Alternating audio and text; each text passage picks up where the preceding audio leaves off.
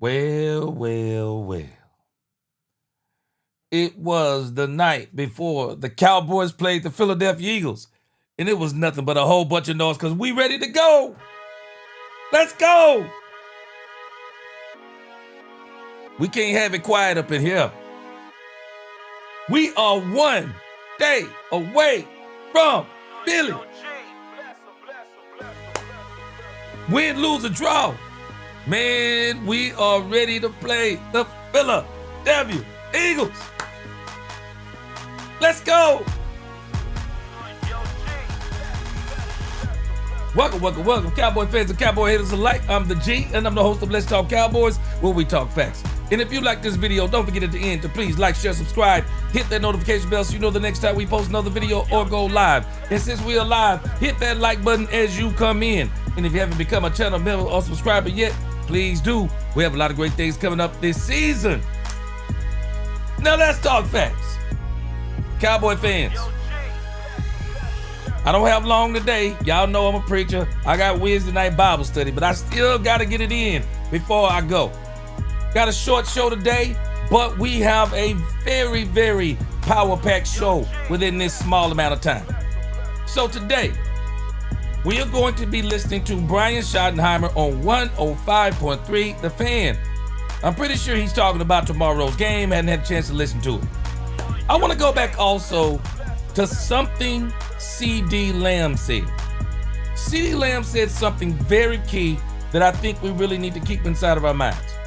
Then, number 3, we are going to just talk a little bit about the Hunter Lipke signing.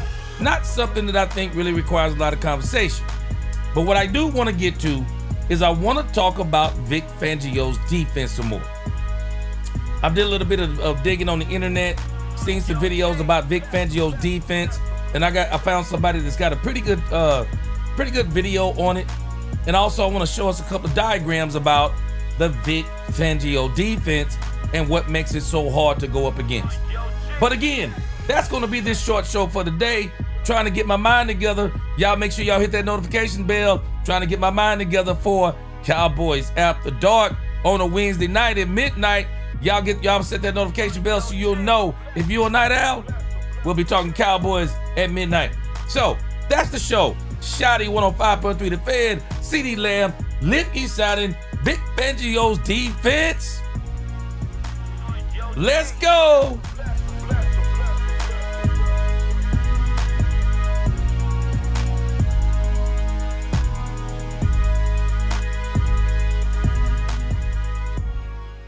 All right, we're going to get a quick introduction today. I don't have as much time as I normally do. We're going to get a quick one in. Let's get this thing rocking and rolling. Let's go. Jason Lewis, Cool Joe in the house from the 903. I'm from the 903. Let's get this thing going. Yo, G, bless him. 5 points of the star. He said, love your work. Keep shining. You too, my brother. Let's go. Katharina Kiss, good evening. Let's go, Cowboys Nation. She said, hit that like button. Let's get this thing going. Derek Grimsley back up in here. What's going on? He said, what's up, G? Kenny Clark fires me up. I'm ready for Thursday. Let me tell you something.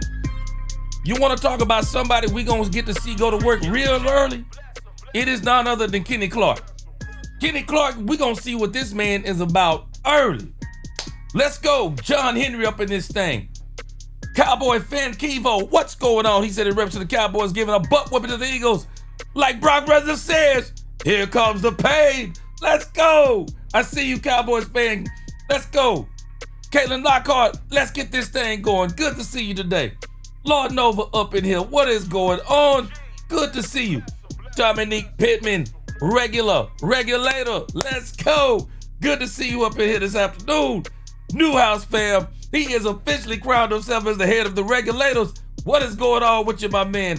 LaQueen, my sister from the beginning. What's going on? She said, hello, chat. She said after the first quarter, all our boys will be dialed up. I believe so, too. Let's get this thing going. All right. I'm going to try to get fast. I got to get this thing going today. Christian Legal, what's going on? Everything's all good with me. Made man up in this thing. What's up with you, my brother? He said, we'll score at least 3 touchdowns against Fangio's D. I'm predicting. I do too. I do too. DC4L, Rasta man up in here. What's going on? Jack Owens, Filthy. What's going on with you? My sister Brandy, she said, hey, my love. John Jones said, what up, G Money? I said, it's on New Jack City. What's going on with you? What's going on? Bojan Jankovic, what's going on with you? He said he watching from Serbia. Yes, sir. Salute. DJ Strife 1, what's going on with you? Let's get this thing going. Cowboys for life.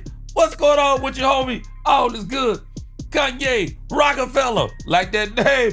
Let's go. Game Day Eve. Not a creature was stirred, man. Every Cowboys fan is stirred. We all stirred. Let's go. Blue Star Dallas TV up in this thing. He said, I'm either winning 200 or losing 200. Hey, man, either way it go, Cowboys gonna be good to go. Robert Jones, Ty Howard, what is going on with you? Ulysses Cheney, what's going on with you? Let's get this thing going. Brian Worley, he said the pitchers are already talking trash, G. Yeah, we gonna get it tomorrow. Man, I'm excited. Chevy SS FTW, what's going on with you? Good to see you. R-Dub, what up? Ron, Hannah, the regular. He said, man, we win even if we lose, because from this game on, we know what we need to do. Yes, sir. My sister Niecy from the beginning. Niecy, what's going on with you? She said the trash talking will never stop. It goes on to the break of dawn. Even our own Cowboy fans talking noise about us. What's going on, Ant being Ant? What's going on? Good to see you. Big Mouse Dog up in this thing. Lon Cabal. Steve Campanella up in this thing. What's going on, man? Good to see you back up in here. All right, let's get this thing going. Kick 7144. I gotta say what's up to you. Deuce T1D. What's going on? Davion Wallace. My man, let's get this thing going. All right. Sean Springer up in here. What's going on, Springer? BRW, what's going on with you? Hail Mary Super Bowl. I'm with you. Shogun. He says, oh, Shogun, what's going on? Let's eat some Eagles wings, man. I love wings. Let's get this thing going. I see you. I see you. I see you, Slayer. I see you, Slayer. You got that from what's that show? Kill Bill. I see you. Let's go. Antediluvian, what's up here? What's going on? Hoodie Kush up in here. Elwood Frazier. Man, I'm seeing all my people up in here. Zay 33, TME Greatness.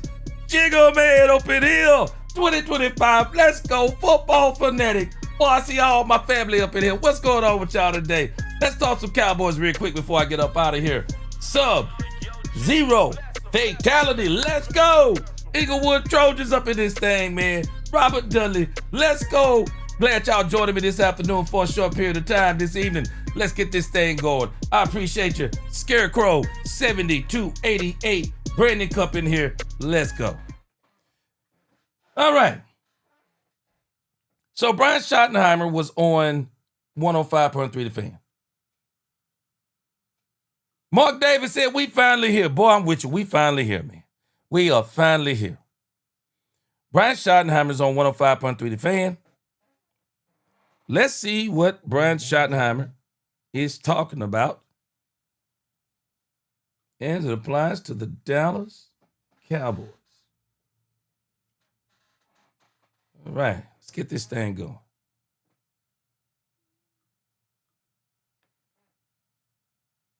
The head coach of the Dallas Cowboys, Brian Schottenheimer, brought to you by Black Rifle Coffee Company, the official coffee of the Dallas Cowboys. He told us at the Combine he would not be doing 6:30 like Mike McCarthy, so here we are with the new set time, hopefully for years moving forward. Good morning, Coach. How are you? Well, I tell you what, you guys sound well-rested, man. I guess you guys can thank me for a couple extra hours of sleep, or you guys have been probably rolling the whole time. So 6:30 was always out of the question, 6 o'clock hour.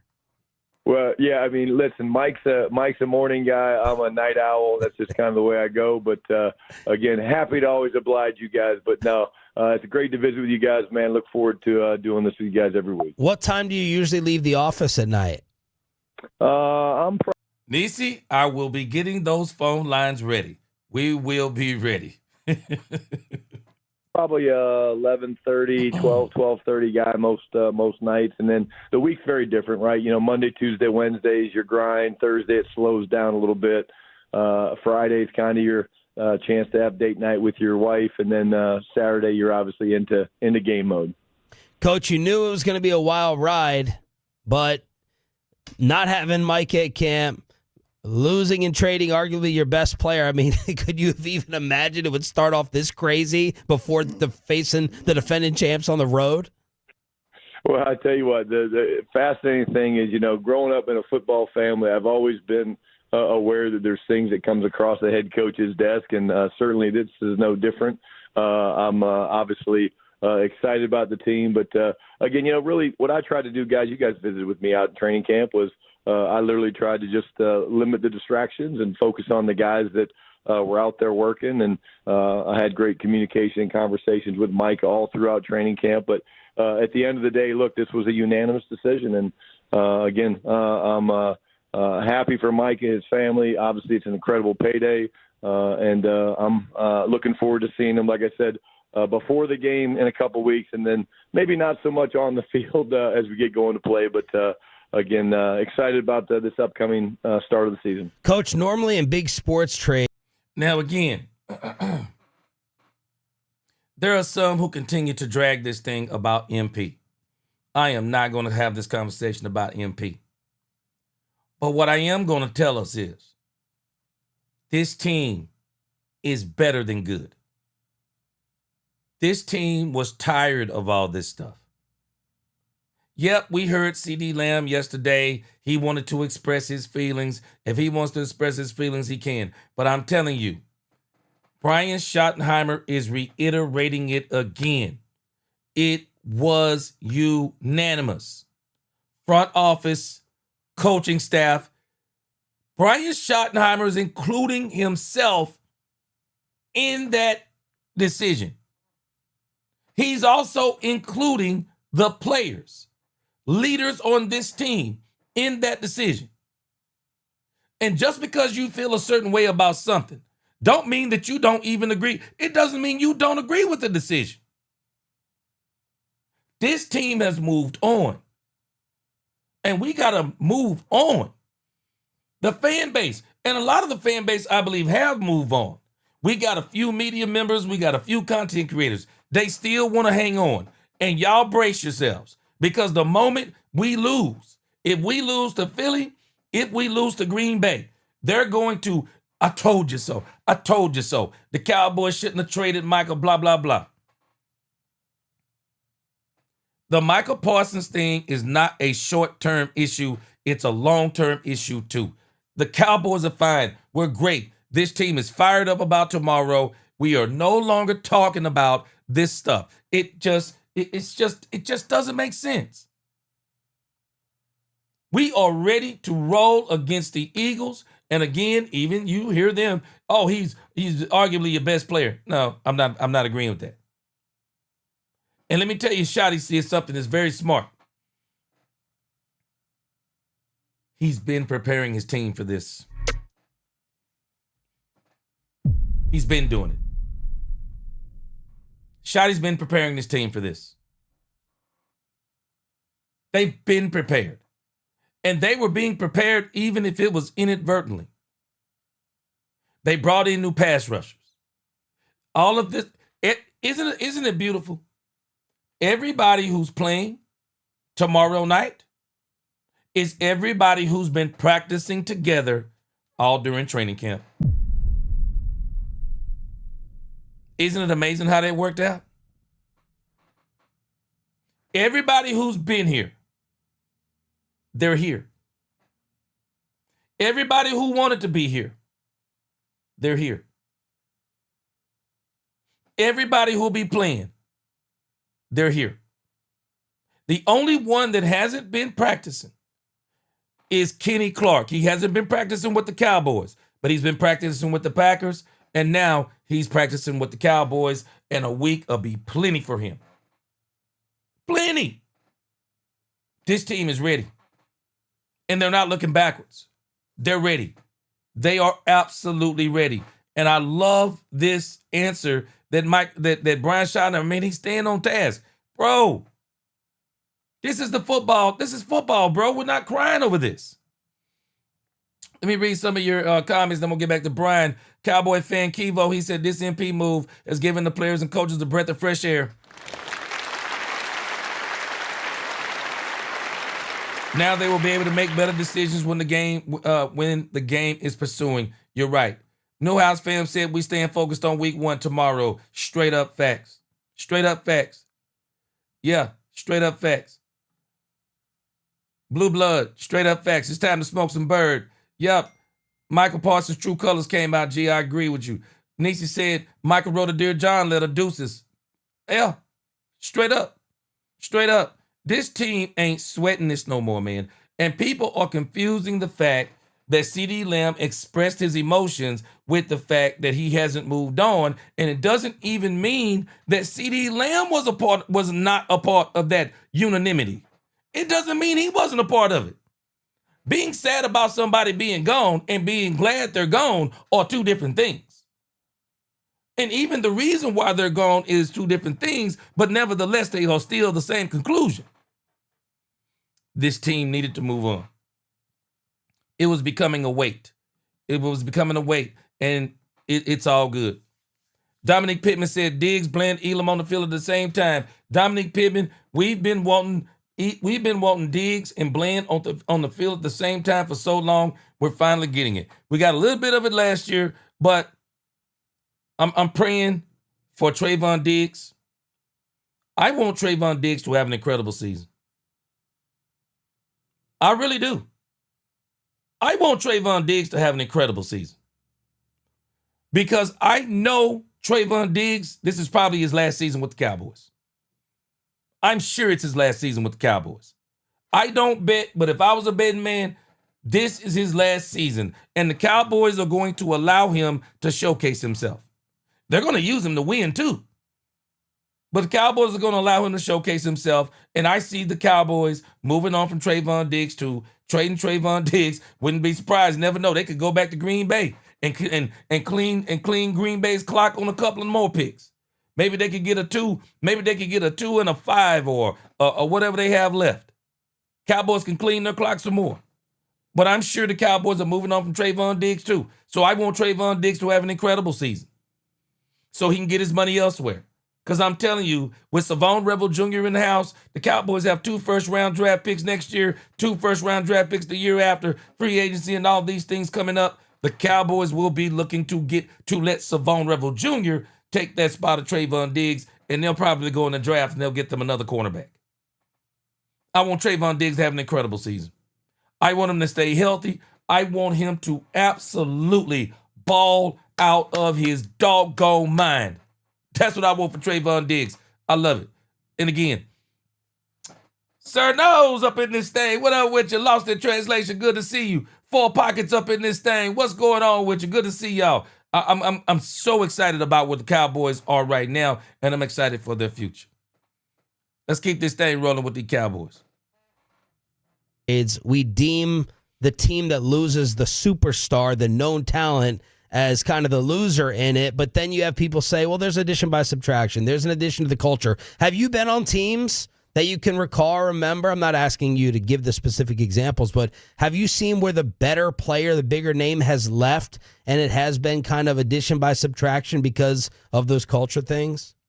Well, yeah, I don't think it's got anything to do with the culture thing. I think it's got more than anything to do with, okay, hey, what does this look like 2 years from now? What does this look like after we utilize those first-round draft picks? What does this look like as we play football throughout this season and beyond? Because at the end of the day, guys, we're going to be judged on wins and losses, and we all own that. And so, again, a lot of times these deals, when they happen, it takes time to figure out. Everybody's quick to say, oh, this team won, this team lost. But in reality, we really don't know that because there's so much left to be determined based on the capital that we have in terms of, the draft picks, the cash that's available, things like that. But at the end of the day, again, I'm really excited about our team. We've talked about this for a long time. We were very, very deep on the edge pieces. Mike is an incredible player. I am not saying that. He is an elite football player. We did have a void inside that we were a little concerned about with our depth. We get a great player in Kenny Clark that is just a tremendous, player inside that can help solidify the middle of your defense. In my conversations with a few people in Green Bay, they were devastated to lose him because of the type of man that he is. And then, of course, you get the draft picks that, again, allow you to, do what we've done here historically, which is draft very, very well in the first round. And that's a big part of it. Brian Schottenheimer here on one. See, there will be people, you watch what I tell y'all. There will be media members. There'll be local media members. There are going to be content creators. And if the Cowboys lose this game, and especially if they lose it big, they'll immediately jump to the conclusion the Cowboys lost this trade. A lot of people thought that about the Herschel Walker trade too. It took about 2 years for that Herschel Walker trade to fully come to fruition. We don't know. We're not going to really know the ramifications of this. Even though, I'm just telling you, I got a strange feeling with Kenny Clark. We're going to see some ramifications with Kenny Clark real fast. And the part that's so funny to me is how people are so quick to act like that we're going to have this void while not understanding that the very void we were begging the team to fill, they filled it with Kenny Clark. The Cowboys have Kenny Clark and Osa Odigizua. We're not talking about this enough. If CeeDee Lamb and George Pickens is a top 3 wide receiver duo in the league, then what would you consider Osa Odigizua and Kenny Clark at the defensive tackle position?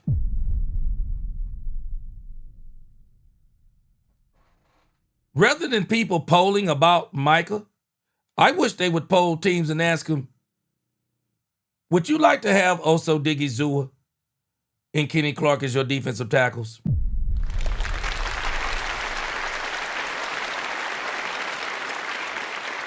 How much you bet there are about 25 to 28 teams that would line up to have Kenny Clark and Osa Odigizua as their defensive tackles? We're overemphasizing one thing while not emphasizing the other thing enough. The Cowboys did something that we have been begging them to do. We've been begging them to get a true one tech. They got us a true one tech. Sometimes you can't have everything you're asking for. You got a true one tech, and the Cowboys didn't leave us bare in the cupboard. They still, without us even asking them, they still went out and got us pass rushers. I'm telling y'all watch how this team plays over this season. I guarantee you that this team is galvanizing right now because this team has to be frustrated that people are saying that without MP, they're nothing. The season is over. I'm telling you, these players are going to come out balling. You watch what I tell you. 5-3 The Fan. Coach, this is more of a philosophical thing. A lot of our listeners want to get your football philosophies as we move forward throughout the season and the years. I get made fun of because I keep talking about run defense. I've seen this team for years, and you've talked about physicality, get pushed around and kind of controlled in games where I feel helpless as a fan watching them not be able to stop the run. Talk about that and why people say, well, you don't trade the elite pass rusher in a passing league for a run stopper and focus on run defense with the analytics and all that stuff. Can you just talk to your philosophy of run defense? Yeah, well, I think, I agree with you. And again, there's something when you're on the sidelines and you're coaching, you're playing, you're a fan and you're watching the game, and it's like first down run, 4 yards, second down run, 4 yards, 5 yards. It's 3rd and 1. Okay, new set of downs, converting third down. Then it's a pass, but then it's another run. Like, again, when you can't slow a team down and when you have elite rushers, teams know, they're like, we're not going to let you rush the passer. So we're going to come in committed. You guys saw it a few years back against Green Bay when they came in there and basically just wanted to pound the rock at us. And it's a tough thing because there's things you can do to create pressure on the quarterback. There are things. There's blitz packages. There's all kinds of different ways to do that. And again, I feel like we really have some elite edge pieces. I think you got Dante Fowler out there who's going to, have a terrific year. Donovan Ezaraku. I mean, I'm so excited to watch him go out and play, early in this part of the season. Sam Williams, Marshawn Nealon. I mean, the names continue to go on and on. And but there is absolutely something to when your football mantra starts with two things. And this is what our football mantra starts with, guys. Number one is winning the turnover battle. You have to do that. We want to have 3 takeaways every game on defense and give none. We call it a goose egg. And then the second part of the mantra is own the line of scrimmage. It is an incredibly deflating feeling when a team just wants to run the football and there's nothing you can do to slow it down. Where are you in your satisfaction with this team's physicality? Well, again, I think we're going to find. Ask the Kansas City Chiefs. It is demoralizing. It is absolutely demoralizing when you get dominated on both sides of the line of scrimmage. It is demoralizing. Star Guardian X, what's going on with you? Star Guardian X said if we win, it doesn't mean anything. It's only week 1. If we lose, Shotty is a bad coach. Is a bad coach. Trade was bad. Season over. We already know the narrative, G. That's it. That's it. I'm already preparing myself for the foolishness. But it's a long season. The Cowboys are only going to get better as it goes. And I'm telling you, I got a strange feeling we're going to beat them. I have a strange feeling we're going to beat them. Out a lot tomorrow night. I'm pleased with the physical nature of practice that we've had. I think, it started out in Oxnard. These guys learned how to practice the right way. These guys learned how to put the pads on. We wanted to have a physical training camp. We did that. We came back to Frisco, had the few practices in front of the fans here at the Star. Those were very, very physical. So my point is, I think, I feel like we're prepared to go into battle. I feel like we're prepared to go in and play a very, very good football team that is very physical like we are. And we'll find out a lot come Thursday night. But, at the end of the day, guys, I just told our guys this, I don't want our guys going into this matchup and being like, oh, we're playing the Eagles, defending champions, and I'm going to try super hard, and you just wait to see what I do. We don't want that, man. Hey, it's just another championship opportunity. Play free, fly around, enjoy flying around on the football field with your brother hitting somebody else, and that's kind of the way we're approaching this game. And honestly, you don't get extra credit for beating Philadelphia in Philadelphia on prime time than you do beating the Giants at noon at home in AT&T Stadium a week from now. So, again, that's something that's really important to me is each game is just another championship opportunity. That way, when we get to the huge stage of the playoffs and the Super Bowl, hey, guys, we've been here before. Coach, you sounded pretty optimistic yesterday about the progress, Tyler Guyton and Trayvon Diggs. Brian Schottenheimer just gave us the NFL script. Brian Schottenheimer said, when we get to the Super Bowl. Is Brian Schottenheimer giving us the script? Are we about to see the greatest story ever told in the NFL? 30 years after the Cowboys have won their last Super Bowl, they hire a rookie coach and they win the Super Bowl. Brian Schottenheimer? Brian Schottenheimer? You playing with my emotions. You're playing with my emotions, Brian Schottenheimer. But Brian Schottenheimer saying something. Let's not let this game be too big. Let's not let this be the pinnacle of the season. And really, the Cowboys can't. It's the game of the year because it's the first game of the year. But the Cowboys have so many games of the year coming up. The Cowboys' schedule is loaded with these so-called game of the years. Opening game against Philly. Now the Green Bay game in the 4th week. I mean, we got the Kansas City Chiefs on Thanksgiving, Washington Commanders on Christmas. I mean, the Cowboys got all kinds of primetime games. So Brian is saying something, man. It's going to be a long season. Let's not go out here and throw everything. Because y'all, tell me who don't remember last year. Tell me who don't remember last year when the Cowboys came out with Ezekiel Elliott in this thing. The Cowboys came out and beat the living They beat the living snot out of the Cleveland Browns. And we were all like, man, the Cowboys are on their way, a continuation from 2023. And the bottom fell out this thing, man.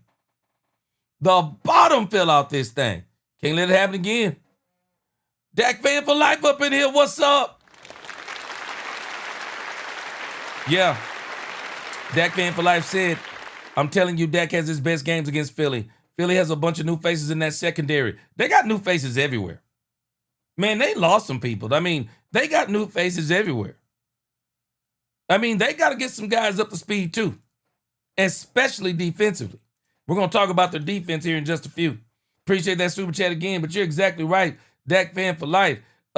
He says, if our defense shows any signs of life, we're beating Philly 31-21. I'm going to tell you now. I believe that Kenny Clark going to pull a Trey Songz. I believe Kenny Clark going to pull a Trey Songz. Everybody going to know his name after tomorrow night. I'm telling you, this man going to pull a Trey Songz. Kenny Clark, just out of the way the Philadelphia Eagles play, we're going to get to see Kenny Clark on full display. I'm telling you, Kenny Clark will be on full display simply because of how the Philadelphia Eagles play. They run the ball. Their quarterback likes to step up inside the pocket and make runs. Man, I'm telling us, we're going to get to see Kenny Clark. This is not going to be like other picks. You're going to see Kenny Clark even go to work probably more than George Pickens because Kenny Clark is in the trenches, play after play after play after play. He'll be in there moving that pocket, stuffing up that middle, participating in the run game, getting into the pass rush game. Man, we're going to get to see Kenny Clark on full display. It's going to be great. Poobie D up in this thing. What's going on? We're making as you guys get ready to take off for Philadelphia today. How much better are you feeling? Or is that still the same level of optimism for them to potentially be available tomorrow? Yeah, I think so. Again, we'll find out. You know, we had good meetings last night with the training staff. I think both guys are trending in the right direction. You know, we're through our physical work, guys. Like the way we do it. Wednesday's a padded practice. Generally, Thursday we're in shells. Friday we run around in helmets, but we're still running. And then today is truly a walkthrough. Today is okay. Let's recreate the entire week. Just kind of hit some of the last minute situational things that we need to get done.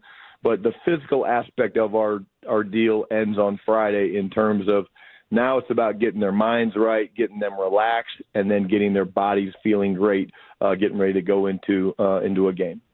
Coach, what's your philosophy? Yeah, we're not trading Poobie D. Poobie D is my trenches.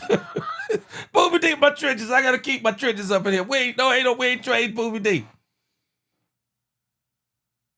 Philosophy on fourth downs in terms of going for it versus kicking.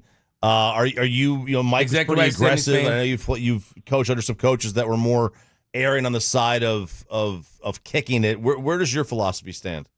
I think I'm in between, guys. I think when you look at it, the entire situation has to come into the picture to make those decisions. You go into a situation and the defense is playing great, and you're playing a team where they're really good at possessing the ball, which Philadelphia is really good at possessing the ball. You factor those things in. We obviously have a kicker that can kick it from Lubbock through the uprights of AT&T Stadium, so that's part of it as well. But I would say I'm somewhere in the middle. I'm not a guy that's just cavalier. I think Dan Campbell's an incredible coach, and the way he does that, like that works for him and his personality and his football team. But I'm somewhere in between. And then at the end of the day, there is some gut instinct feel where you're like, hey, I just feel this, and this is what we're going to do. And whether it works or whether it doesn't, I will sleep good at night when I trust my gut. how do you weigh the difference between like whether it's your team versus the other? Like, are you more likely to go for it against like an elite quarterback who can score from anywhere, and regardless of how your defense is playing that day, or how does that play into it?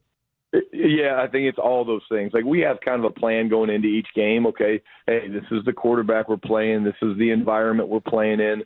This is the way their team plays, their identity. But then once the game starts, you kind of get a sense of, man, defense is playing great, or hey, offense is on fire.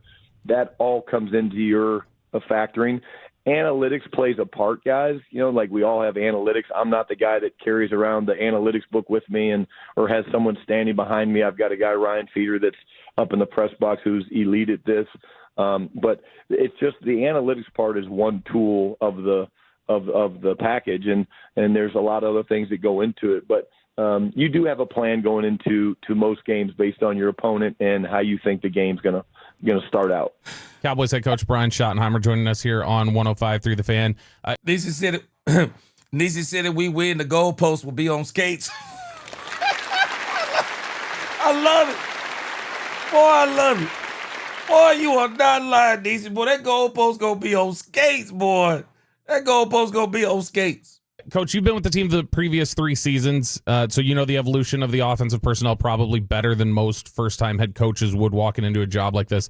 What part of the offense are you looking at as you head into this season? You say, hey, I feel pretty confident that we're going to be better in this particular area this season. Well, again, I mean, we're certainly thrilled about the addition of George Pickens. We're certainly thrilled about the addition of a couple of running backs, Javonte Williams, Miles Sanders. Those are some guys that when you look at areas that we wanted to address, we were able to address those guys either, through free agency, through the draft, bringing guys like Jaden Blue in and adding some pieces, that will certainly help us.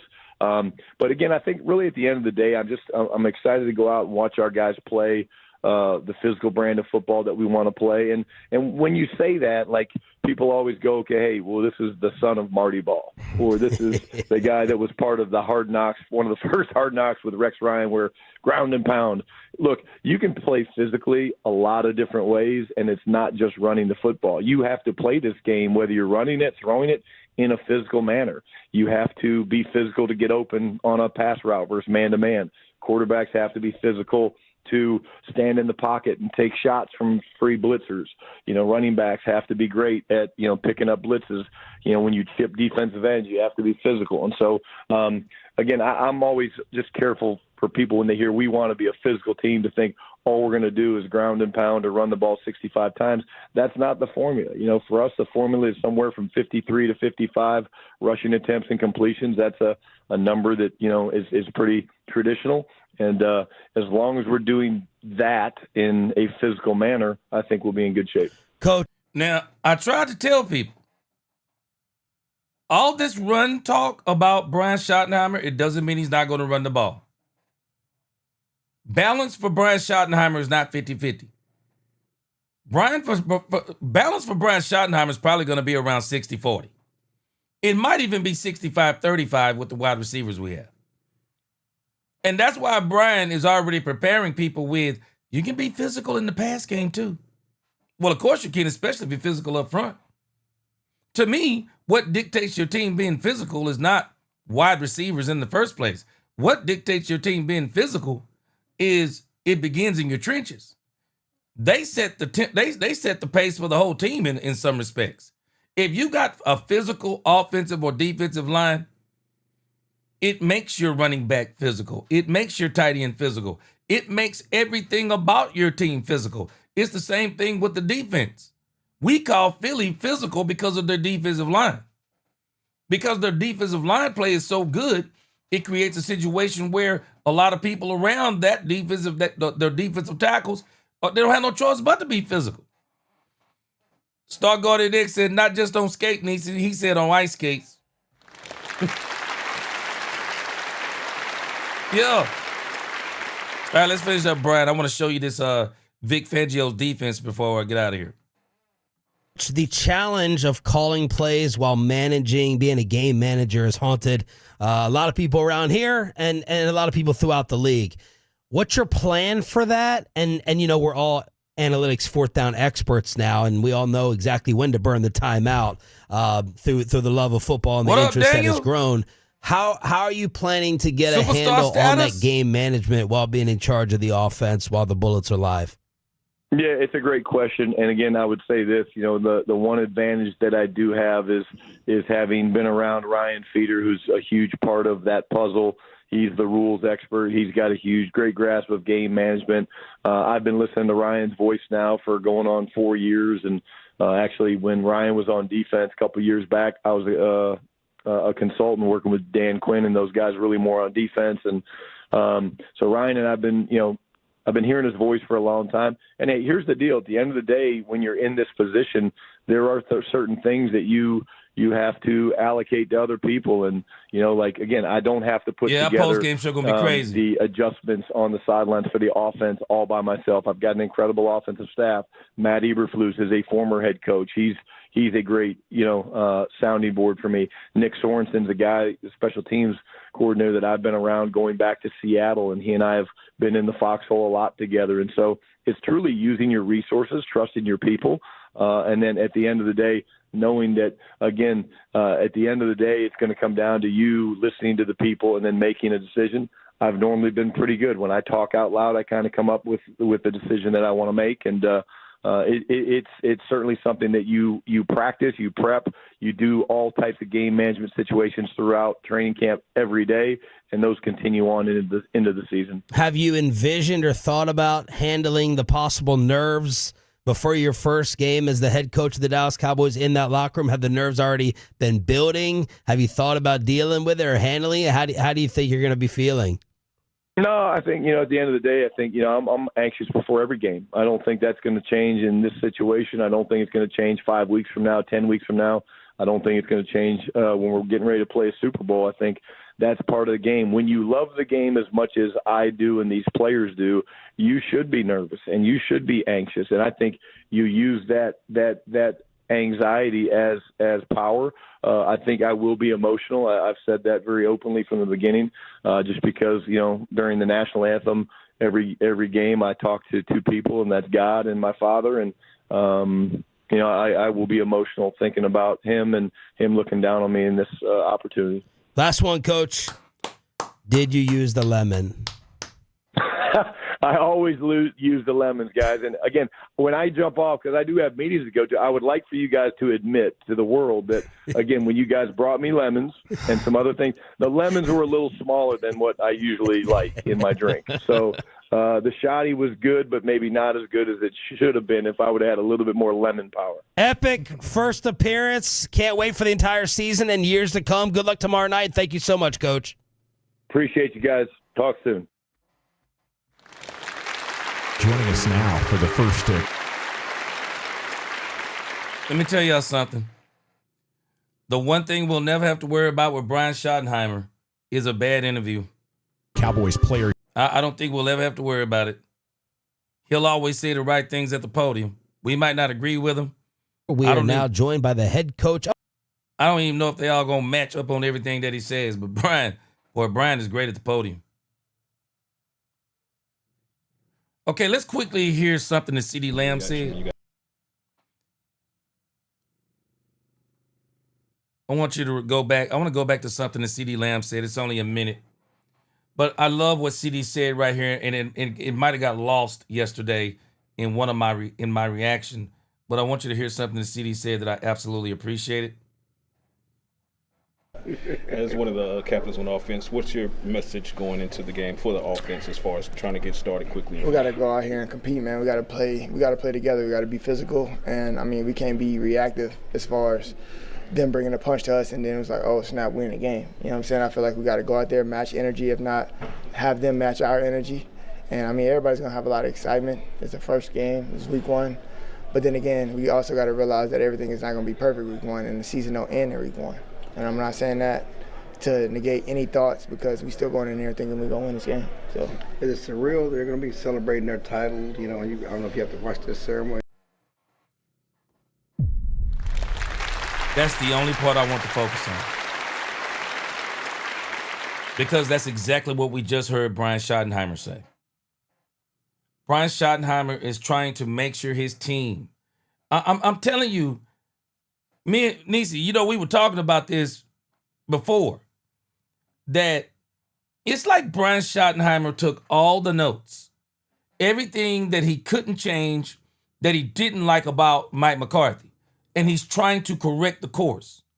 We've seen him now where he's implementing Cavante Turpin more on the offense. Now we're watching where the Cowboys have extended Hunter Lipke. Let's see what they do with him. But he's also realizing that one of the problems the Cowboys had last year was a consistent preparation and being ready for these games. I believe Brian gonna come out and try to get it, because the Cowboys, it seemed like the first few games of every season under Mike McCarthy, we started out slow. I believe he's going to, by design. Brian wants to put up points. But he also realizes we had a collapse last year. We came out against the doggone Cleveland Browns looking like we about to win the Super Bowl. Man, only for us to go up against the Cleveland Browns and look like world beaters. And then after that, we came back and got trounced. We got trounced by the Saints. We got trounced by the Ravens. And it just became an avalanche after that. And so Brian is trying to avoid that type of mindset. And then also, I want to make sure I hit on Hunter Lipke. I want to move past that a little bit, but I dropped a video on it already. And I'm really glad the Cowboys signed Hunter Lipke. My only concern about us signing Hunter Lipke is that what is our plan for Hunter Lipke? He's been here for 2 years and we didn't have a plan for him. Excuse me, we didn't have a plan for him. So what is our plan for him now?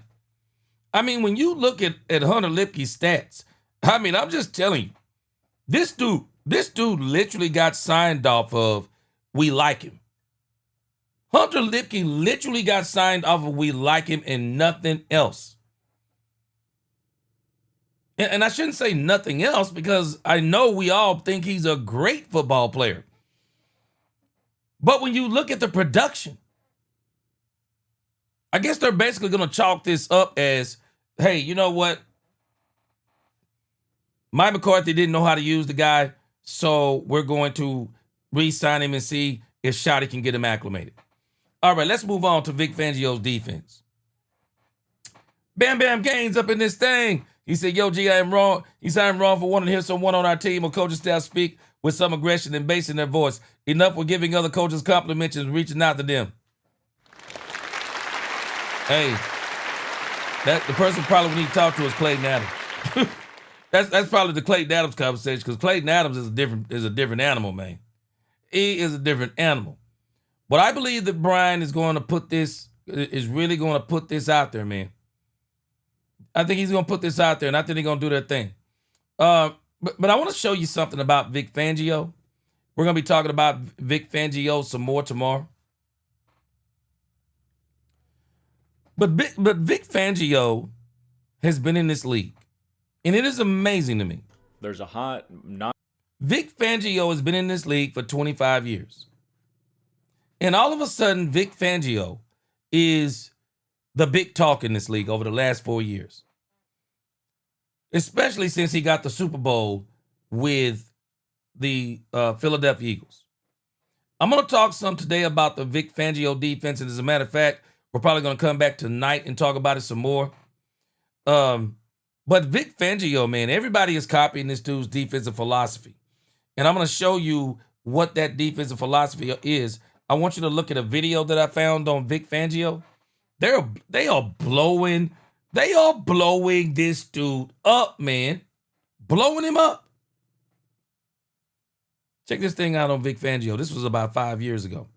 He's even bigger now, of course. not so new scheme circulating on the defensive side of the ball in the NFL, and it Now notice what he said. Not so new scheme. all starts from Vic Fangio. Fangio had great success in his time with the Bears, which led him to being hired as the head coach for the Denver Broncos. That eventually spawned Brandon Staley, who worked as a linebackers coach with Fangio in both Chicago and Denver. He then joined Sean McVay in Los Angeles as the Rams defensive coordinator, and he's now the Chargers head coach. The Fangio and Staley influence doesn't stop there. The Green Bay Packers just hired Joe Barry, who is a linebackers coach with the Rams under Staley, And the Bears have promoted Sean Desai, who spent 4 seasons with Fangio before he left for Denver. A lot of the success and proliferation started with Fangio's time with the 49ers and Bears. Fangio has been running a variation of his defense for his 24-year career in the NFL. Brandon Staley just brought that scheme back to the main stage with the Rams in 2020, where he had the #1 defense in the NFL by weighted DVOA. Didn't last? So what about this defense and the way it's played makes it so tough for offensive coordinators, and how does the system generally work? Fangio's defense doesn't blitz much, nor does Staley or any of Fangio's disciples. He operates predominantly out of a 2-safety shell, but uses that template to roll into different coverages and disguise what he's doing in the secondary. With 2 deep safeties, though, that takes a player out of the box and can stress the run game. That's why his fronts in the safety position is a critical piece in Fangio's and Staley's defenses. Those safeties have run responsibility, and they tend to play closer to the line of scrimmage than safeties normally do in the NFL. That allows them to more immediately contribute, but they also have to be athletic enough to recover from run reads and still be able to cover deep. Up front, Fangio and Staley tailor things to fit their personnel. Staley uses a lot of tight fronts to help eat up gaps and free guys up for one-on-ones outside or in the middle. Using those odd fronts or 4-3 under fronts allows him to kick normal defensive ends inside to work on guards instead of tackles. Here, Fangio is using 3-4 personnel and creating a 4-3 under front. A 4-3 under is 4 defensive linemen at the line of scrimmage and 3 linebackers with the 3 technique away from the tight end or strength of the offensive formation. That's what makes it an under. An over front would have that 3 technique to the strength of the offense. While Fangio is showing 5 players at the line of scrimmage, outside linebacker Bradley Chubb is actually dropping as a zone defender. He's the strong outside linebacker and is jamming the tight end before dropping into coverage. The weak side outside linebacker is the rush end and is getting a one-on-one with the tackle on the other side.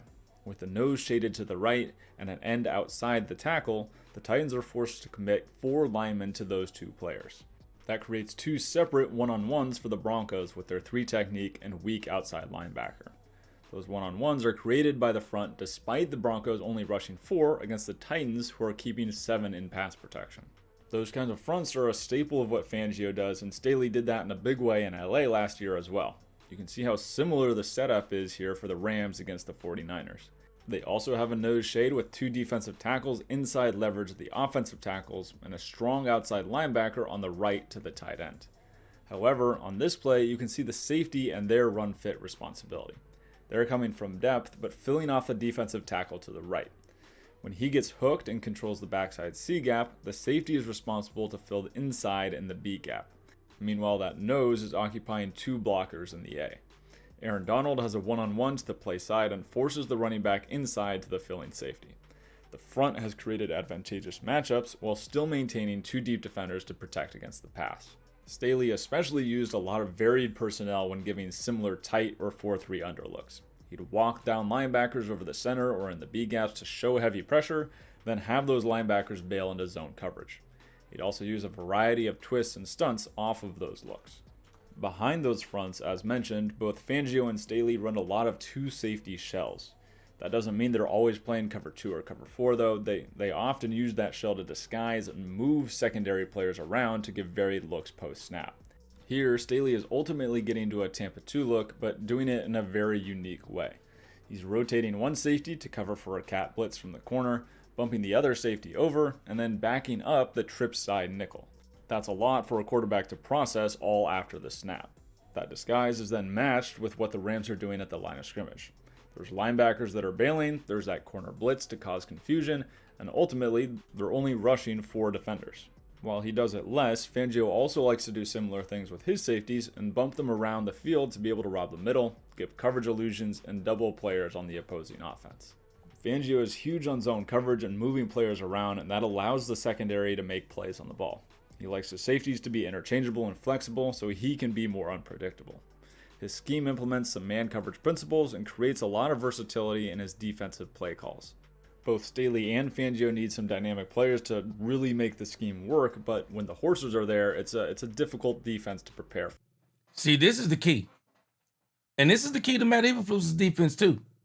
It's really the key to all defenses. But when you talk about these kinds of defenses, you got to have players. The Eagles got a lot of new players on defense. We're going to see what they're going to look like, too. I mean, everybody acting like they're about to waltz up in here and just tear the Cowboys limb from limb. No. We got a lot of new players, too. We don't know how they're going to perform against the Cowboys. Yeah, Lipke is today's Bill Bates on special teams. Yeah. And again, it was up to a $7.5 million deal. So, that tells us something there, too. But Fangio's defense is predicated upon having those great players. And last year, we had great players. They've replaced some of those players. So the defense is probably going to look a little bit different. I don't think it's going to be as good as everybody thinks it is. I don't think it's going to be good as everybody think it is. A lot of people do not understand. The Eagles' defense this year is not the same defense from last year. They've lost some of that personnel. And because they've lost some of that personnel, they're going to look different against us. Yeah, I'll show you the injury report in just a moment. Matter of fact, Poobie D. Yeah, Perion Winfrey is out. So, in the grand scheme of things, this is why the Cowboys got Tyler Booker. This is why they got him. This is why they got Tyler Booker. Because this Vic Fangio's defense, it only works if he can rush forward. I'm going to show you something else, too, in this thing. The versatility of the fronts and the coverage behind it make it difficult for offenses to game plan against. Mm-hmm. From very similar pre-snap looks, they can change what they focus on taking away from week to week. If Joe Barry and Sean Desai also put together good units, the Fangio tree will only have just begun to grow its branches.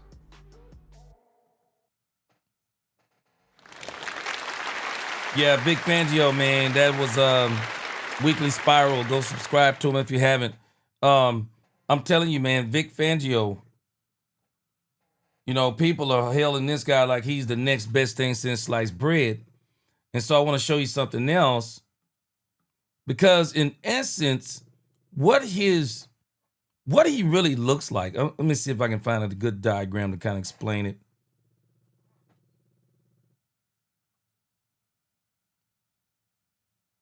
So let me show you what he is doing in the grand scheme of things. This cover 2 shell that he's running. Let me see if I can give you a good example of it. And this is why the question becomes, can Brian Schottenheimer beat Vic Fangio's defense?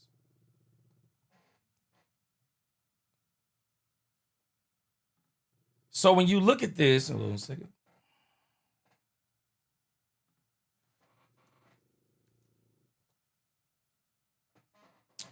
Okay, so when you start looking over here at the way he likes to line up, I mean, in particular, because this is what he did to the Kansas City Chiefs if you go back and look at the film.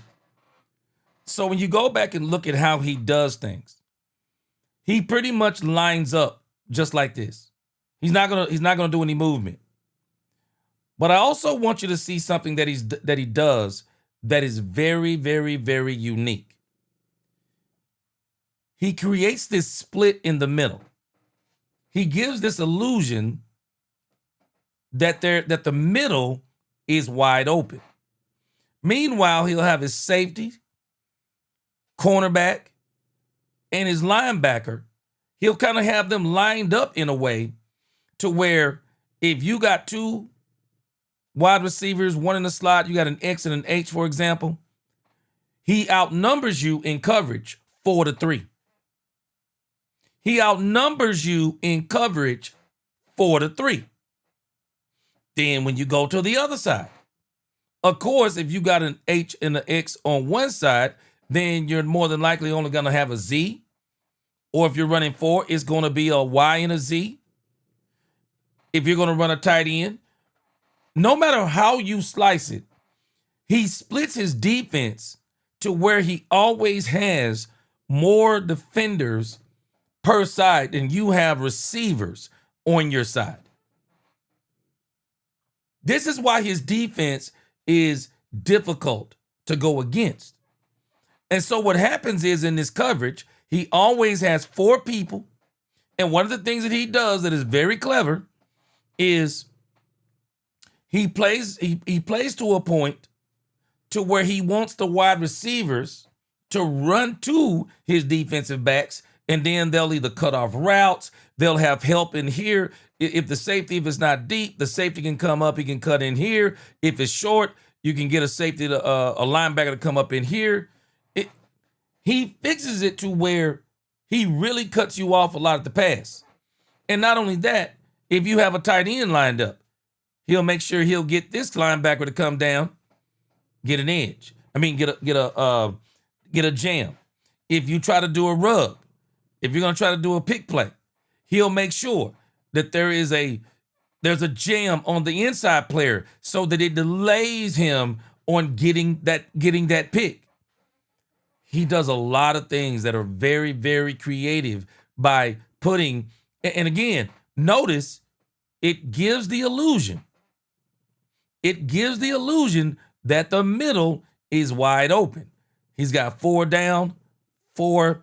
He's going to have 3 on this side, 3 on this side, or 4 on this side, however he can get it.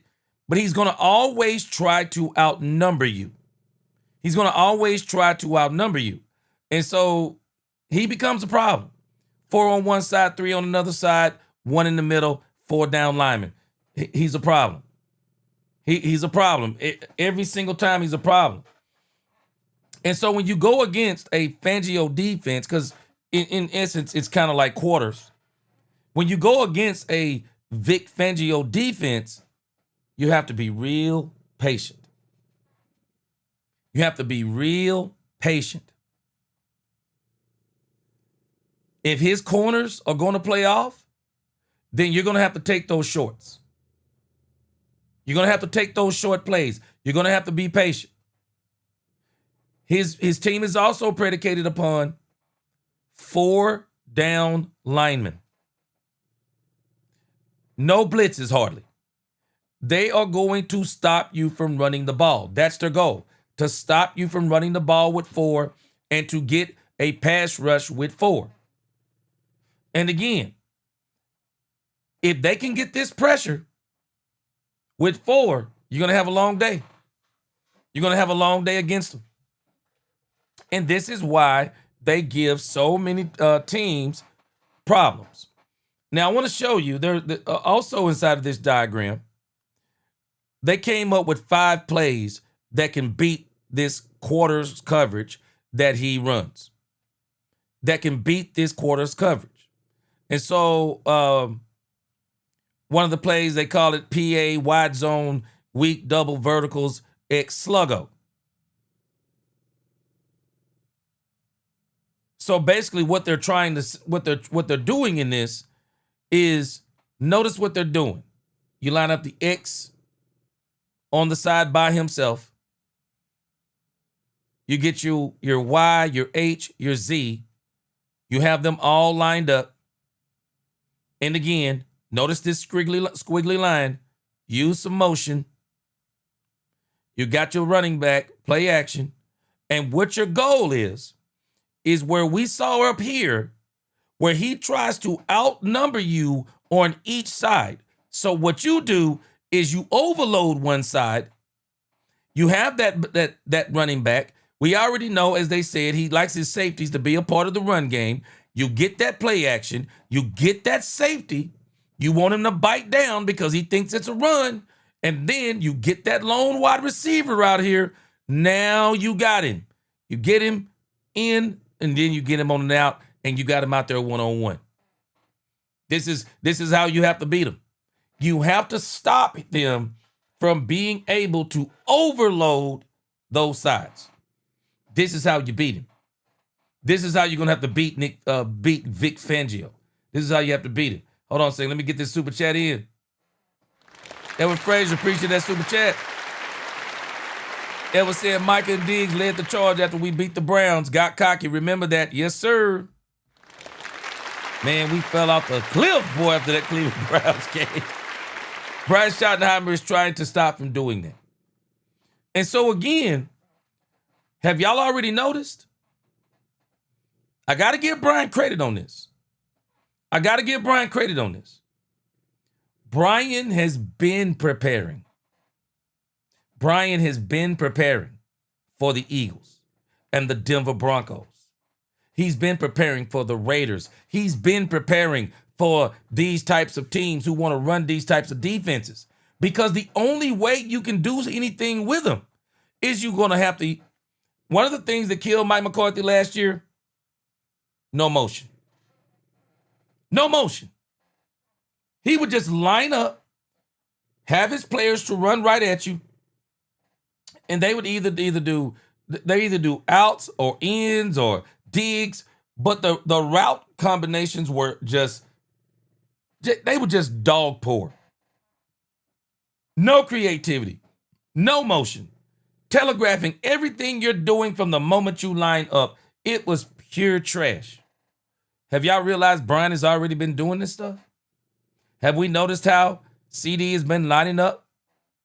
CD's been lining up at the H. CD's been lining up pretty much everywhere. We're watching CD Lamb and George Pickens. We saw it in training camp. We saw him on the same side of the field. We saw CD Lamb going in motion. We saw George Pickens going in motion. We saw Cavante Turpin going in motion. Are we realizing that Brian has been getting ready for this game? Because the way you're going to have to beat Fangio, you got to get some of these players, and especially these cornerbacks, you got to get them in isolation. And when you get them in isolation, the cool thing that you're going to be able to do is with this safety, they're going to have to pick their poison.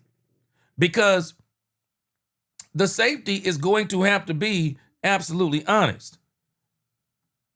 Because if he is going to, hold on a second. If the safety is going to be, I'm trying to get this to work. If the safety is going to be here, if he bites down on that run, then you got one-on-one. But if the Cowboys if they notice that he's going to try to play it safe, and he's always going to kind of stay and then bail out, then the Cowboys can run, because either way, he's going to hesitate. So this is either going to open up the run or it's going to open up CD Lamb or George Pickens. All right. They got another play that can beat this Vic Fangio style of defense. And I want you to notice how they keep doing this. How do they keep doing it? The key to beating this Vic Fangio's defense is simple. You're going to have to be able to overload one side every play. This play here is called stick with backside option route. So you have got to be able to take these, because he's going to try to overload.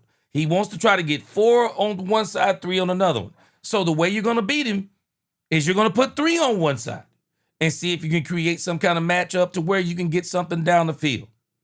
But then that also puts them in a very sticky situation, because now you put them in the situation to where you got 2 on this side and they still got their 3. But look at the middle of the field. Look at the middle of the field. And on the Fangio defense, one of the things that you will typically get, you will get the middle of the field. But the key is you have got to be able to stop the pass rush up the middle. Their defense is not predicated on outside pass. It's not predicated on outside pass rush or pass pressure. It's predicated on inside pressure. Because if you don't get Dak Prescott up the middle, well, Dak will be able to stand here, and on this option route, this receiver here will be able to read. If the linebacker cheats over, the middle is right there. But it's got to be an accurate throw. It has to be an accurate throw. And one of the things that we see quite often is when teams play Vic Fangio, because the pressure is so intense, bad throws, hurried throws, throws behind the receiver. We see it a lot when you play a Vic Fangio defense. Not only do you get that, because of how they kind of bunch everything up, and because the linebacking play is so good in his defense, a lot of times you'll find where wide receivers get a little gator arm. They get a little gator armed in these defenses. Your team has to be so focused when you're playing Fangio. They have to be so focused because if you don't catch the ball, I mean, that might be your only opportunity. You have got to make sure you catch the ball. You have got to make sure that you are on your P's and Q's when you are going up against the Vic Fangio defense. And that's why the question is, can Brian Schottenheimer beat him? I believe full well he can. Because if you really pay attention, this is what Brian has been getting up for. He's been getting ready to go up against this defense. We got right here a shallow sting. This is all predicated again upon, can your offensive line get you the time to let that Z be able to get that route right there and get it towards the middle? Because this is the vulnerability of this defense. You want the wide to take the take the safety up. You want the slot right here. You want him to take the safety up. So you got two options. So Dak Prescott, if he gets the time, Dak Prescott, play action right here. Will he get the time to let this develop to get this over the middle? And if it's not there, then can he get the X on one of those receivers, depending upon how far he's playing off? Then he just takes the X. He takes the X right here. They will have to be very, very, very patient. They're going to have to be very, very patient. And run plays, go back, look at the pad, and look at how did these plays develop. Like if you ran this play, maybe when you run this play the first time, because I'm sure Brian Schottenheimer will have some type of variation of a play similar to this. So you go back and you look at your tablet. The first time you hit the X, but you go back and look at the Z in the tablet and go, okay, did we have that play when we ran it? Did we have the Z? Or could we get more time? Could we get the Z? Could we get the running back to step up and help if the nose tackle gets through here? Can we get that play to the Z? Or did we get that play to the Z? Or we missed that play to the Z? What was the X looking like? Better yet, what was the slot receiver looking like? What was he able to beat the safety? Let me tell you something. This is going to be a problem for the Eagles. If Booker, Beebe, and Smith can do their thing, I'm confident that Lamb can get this. I'm not only confident that Lamb can get this, I'm also confident that Kevontae Turpin, with all his speed, I like my chances with Kevontae Turpin on this route right here. If you can get Kevontae Turpin on the safety one-on-one, I like the Cowboys' chances. I actually like Pickens maybe more on this route because CeeDee Lamb is a yards after the catch monster. And if you can get Turpin to clear this out and you can get CeeDee Lamb on a cornerback by himself, I'm confident he breaks that tackle and CeeDee Lamb going to the crib. I'm confident CeeDee Lamb going to the crib on this thing, man. I'm confident he's going to the crib. Very confident he's going to the crib on this. So let's get a couple more plays in before we get out of here. We're going to look at this some more tomorrow and possibly tonight. But again, because of the way Fangio does his defense, it's pretty obvious if you just look at the trend, it's pretty obvious how you beat his defenses. What you are trying to create with his defenses are matchups. You're trying to create matchups. He's not going to give you pre-snap stuff. They're going to stay in that coverage. They're going to keep that 3 on one side, 4 on another side. They're going to keep that exactly the way you look at it. That's how they're going to do it. They like to move after the snap. So what do? I'll tell you what you do. You overload one side of the field and you make them bring people over. You make them cheat people over. You make them do it. And your goal is, can you get somebody isolated? Because you look at this play, this coat wide leak. So this play, it's pretty obvious. You're going to get the Z on a one-on-one with the cornerback.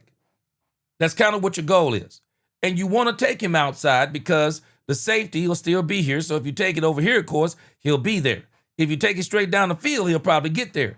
But if you'll take him out, if this is CeeDee Lamb especially, if it's CeeDee Lamb, you take him out, I'm confident that cornerback misses that tackle. I'm confident that CeeDee Lamb makes a cornerback miss that tackle, and then it's CeeDee Lamb and that safety all the way to the end zone. It's CeeDee Lamb and that safety. And if you want to set this play up for later, you go ahead and hit the running back out the backfield. You go ahead, let him, you let it play action.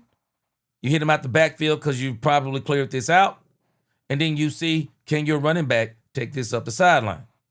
But at the same time, you go back and look at the tablet. Okay, what did we see? Was this there? Could we have gotten this too? And then you come back and run that play, and this time you go to the Z. Or you go to the Z, you go back and you look and see if the tailback back there. Okay, could we have gotten that play? And you go back and get it.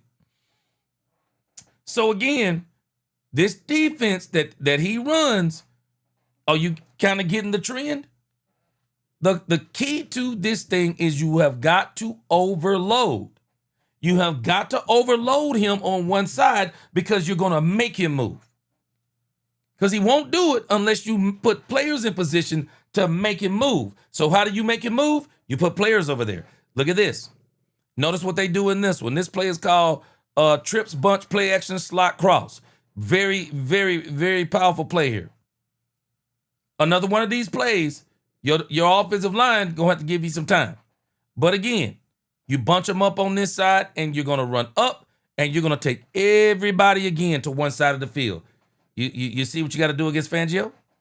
You're taking everybody to one side of the field. That's what you're doing. Maybe you can get something in the middle. Fangio's defenses, they do appear to have the middle open, but he can close on it real quick because of the way he has the safeties lining up. If you can get something in the middle, get it. If you can get something deep, get it.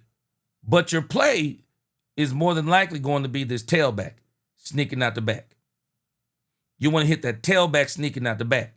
You get that tailback sneaking out the back because your goal is that you want this guy right here. That's the guy who you want. You want him to have to make that play. And if you got the right tailback, he probably going to miss that. He probably going to miss that tackle. Then it's a foot race. It's a foot race. Of course, I think that's why, it's a foot race. So this is what you're looking for against Fangio. You find what I'm looking for? That's what you're going to have to do on Fangio.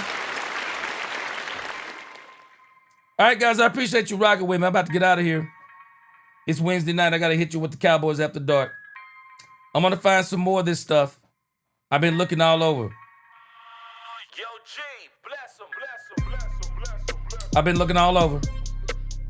And I'm telling us, Fangio is beatable. It ain't like he been turning this league up winning Super Bowls. Fangio is beatable.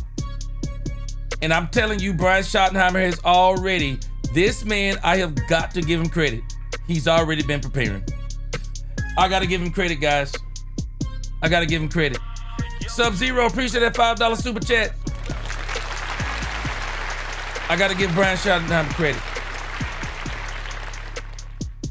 And while I do believe that Jerry Jones has some influence over Brian Schottenheimer, let me tell you where I'm confident. Jerry is not going to be able to control Brian Schottenheimer on the field. He'll have carte blanche to do whatever he wants to do on the field. We about to see Brian cook.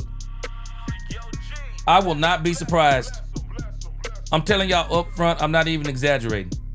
I will not be surprised if Brian Schottenheimer eats this Eagles offense up. I'm telling you, I won't be surprised if Brian eats this eats this defense. Man, I'm telling you, if our tackle play is what I think it's going to be, I already know. Ty Smith, Jerry, get Ty Smith signed tomorrow. Get Ty Smith signed tomorrow, Jerry. Between Ty Smith, Cooper Beebe, Tyler Booker. That's what we got. That's what we got Tyler Booker for. Sign this man tonight, Jerry. Sign him. Lost in translation said drags and delayed draws eats this all day. Yes, sir.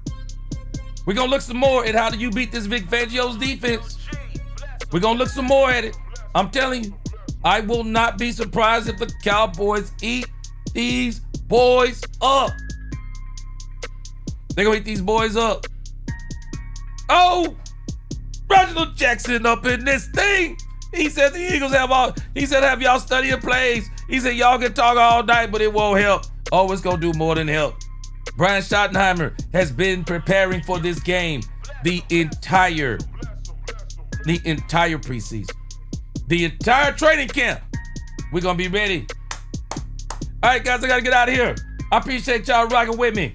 We will be back tonight for Cowboys After Dark. Give me some rest, get my voice rested up. It's going to be on and popping. It is Philadelphia Cowboys Eve. Let's go, Cowboys fans. I'll see y'all tonight. Until the next time, let's talk Cowboys and we talk facts. Peace.